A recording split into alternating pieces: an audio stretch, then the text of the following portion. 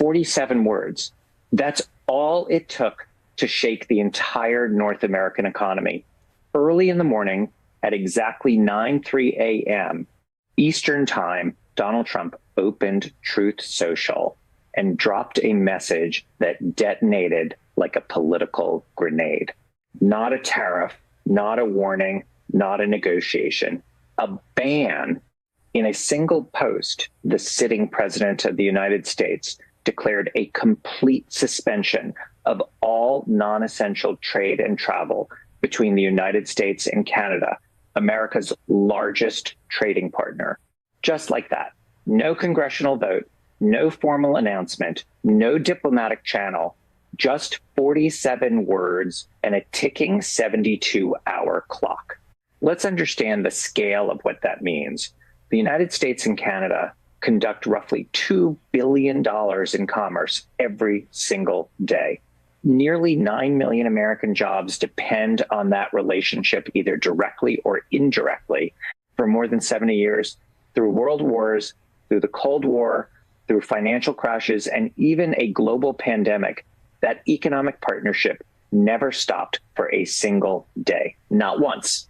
But suddenly, one social media post claimed it would all be shut down in 3 days. And here's the part that made jaws drop across Washington and across the world. That post cited no law, no national emergency, no statutory authority. There was no consultation with Congress, no briefing of the Senate Finance Committee, no communication with the Canadian Embassy. In other words, the largest bilateral trading relationship on planet Earth was supposedly being frozen by a tweet with the same legal structure as someone bragging about their golf score. But what happened next turned this moment from a shocking headline into a historic political showdown. Because when that tweet went live, Canada's Prime Minister, Mark Carney, was standing at a podium in Ottawa, speaking live on international television. Cameras were rolling, reporters were listening, and within seconds, someone in the room read Trump's tweet out loud. What Carney did next live in front of the entire world would ignite a constitutional storm that Washington was not ready for. For a moment, the entire room in Ottawa froze. Reporters looked down at their phones, then back at the podium. Cameras were already live. The broadcast wasn't paused. There was no break, no whisper from an aide, no time to step away and prepare a careful diplomatic statement. Mark Carney had roughly 4 seconds to process what had just been read aloud. The President of the United States had apparently banned Canada in a social media post. And what happened next was one of those rare moments in international politics where a single sentence changes the entire narrative. Carney didn't panic. He didn't look confused. He didn't even look down at notes.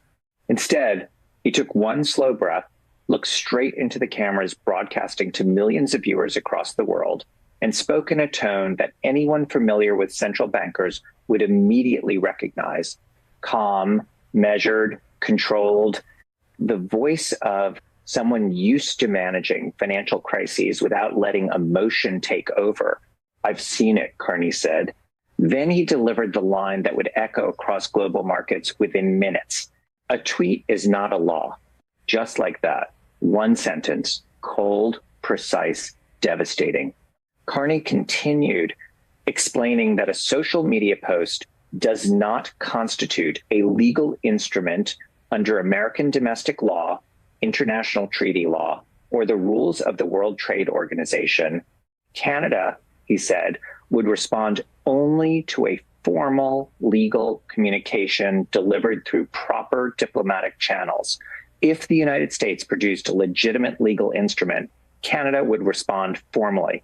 If it remained only a tweet, then Canada would simply note it and continue governing as usual. The message was unmistakable. Canada was not panicking. Canada was not scrambling. Canada was not even acknowledging the ban as real. One journalist immediately pushed further, asking the obvious question, was the prime minister essentially saying that Canada was ignoring the president of the United States. Carney didn't hesitate for even a second. He turned toward the reporter and calmly clarified that Canada applies the same standard to every sovereign government in the world. If the communication carries legal authority, it receives a legal response. If it's simply a social media statement without legal standing, it gets noted and nothing more.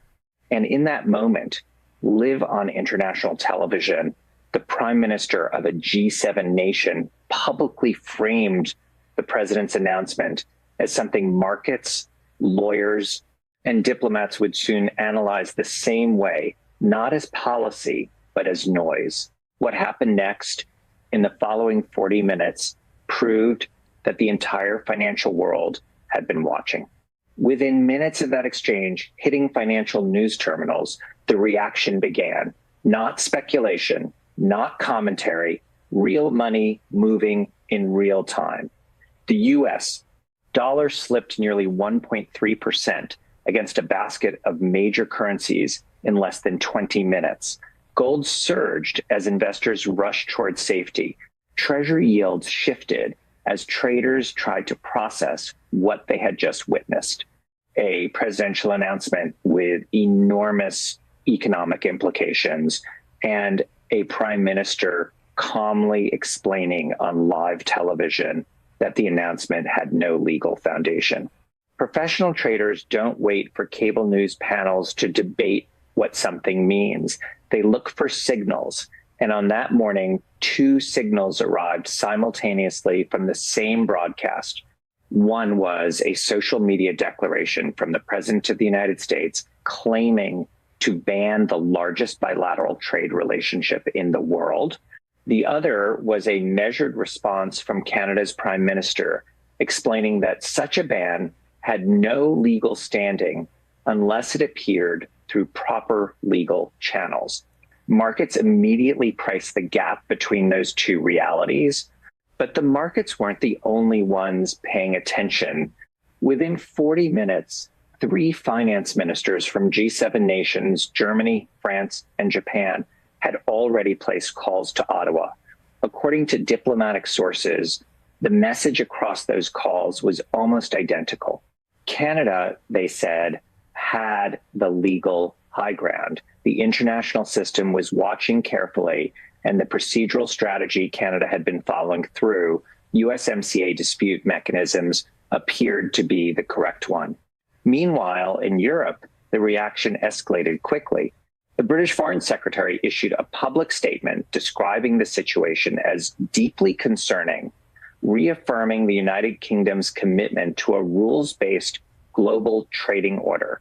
By late morning, the European Union's trade commissioner had already organized an emergency coordination call involving Japan, South Korea, Australia, and New Zealand. Think about that for a second. These were not hostile countries preparing to confront the United States. These were America's closest allies, countries that normally coordinate with Washington, suddenly coordinating with each other about Washington. And behind the scenes, American legal experts were beginning to say something even more explosive. Under U.S. constitutional law, a tweet, no matter who posts it, has absolutely zero legal effect. It is not an executive order. It is not a presidential proclamation. It is not a national emergency declaration.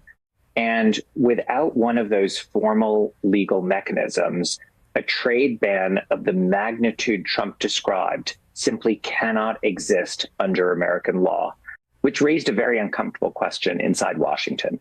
If the tweet itself had no legal authority, then what exactly had just been announced to the world? About 2 hours later, the situation escalated again.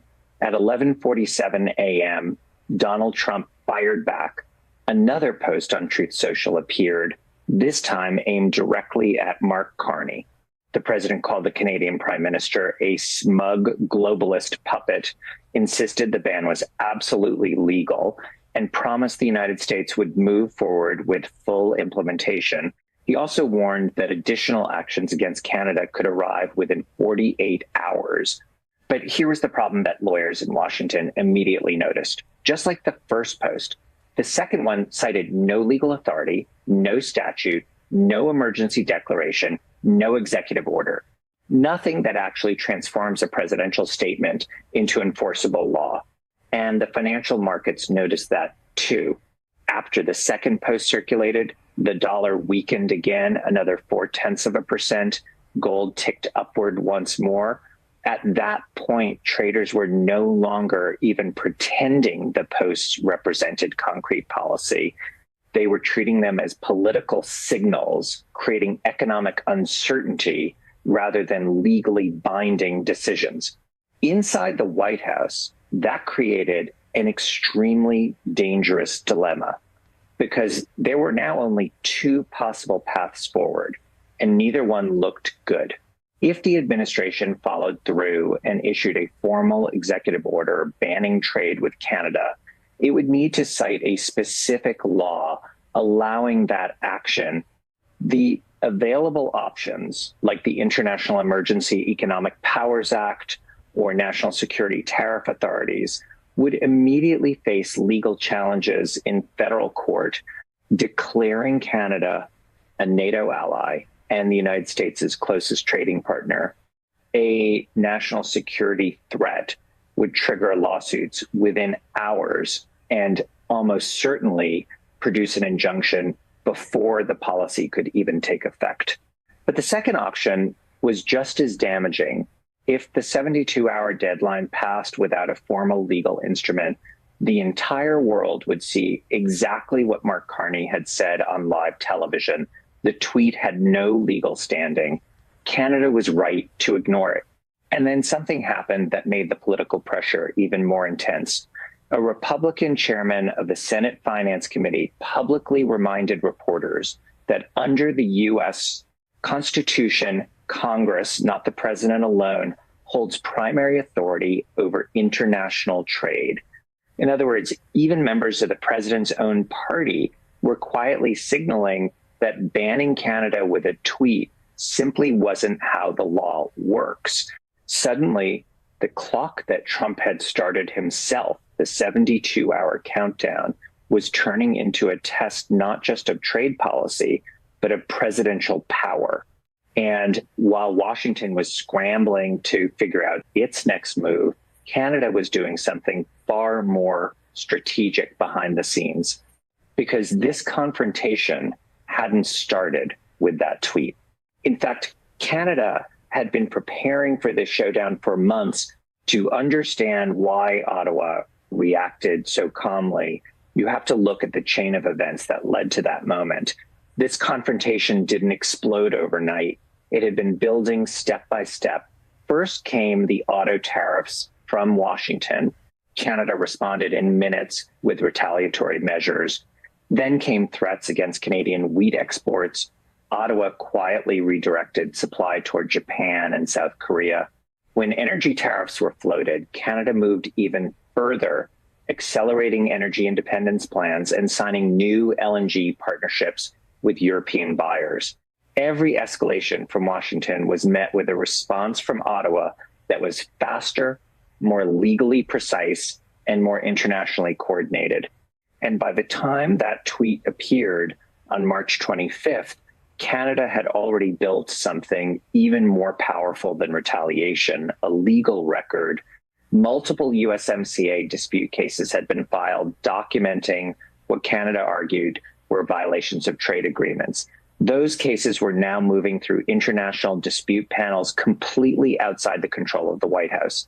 In other words, while the political drama played out on social media, a slower and far more serious legal process was already underway. That is why the 72-hour clock suddenly became the most important timer in global politics. If the administration issued a formal order before the deadline, courts would likely become the battlefield, and a federal judge could end up deciding whether the president actually had the authority to impose such a sweeping trade ban. But if the clock expired without action, the message to the entire world would be unmistakable. A presidential tweet alone does not change international law, does not override treaties, and does not instantly reshape the global economy. And that is the real story behind those 47 words. Not just a clash between two leaders, but a moment that exposed the gap between political declarations and legal reality. Financial markets saw it, allied governments saw it, and governments around the world took careful notes, because once the world learns that difference, once markets, allies, and rivals understand exactly where the line between a tweet and actual law sits, that knowledge does not disappear.